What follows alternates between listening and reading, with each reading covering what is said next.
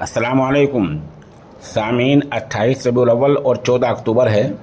خبر کا عنوان ہے نامور عالم دین مولانا خلیل الرحمن سجاد نعمانی کا دورہ۔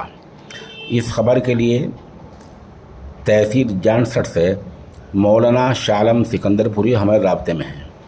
وہ بتا رہے ہیں کہ رات میں مدرسہ بحر العلوم کشن پور تحصیل جانسٹ ضلع مظفر نگر میں مولانا سجاد نعمانی کا اہم بیان ہوا ہے۔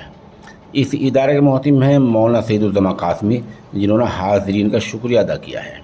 مولانا شاہ عالم سکندر پوری بتا رہے ہیں کہ مولانا سجاد نعمانی نے اپنے بیان میں کہا کہ اگر ملک میں عدل، انصاف، مساوات اور سب کو برابری کے حقوق مل جائیں، سب کے بنیادی حق مل جائیں تو اس سے ملک میں رحمت ہوگی، اور اگر زیادتی ہوگی، ظلم ہوگا، انصاف نہیں ملے گا تو اس سے ملک میں نحوست پھیلے گی۔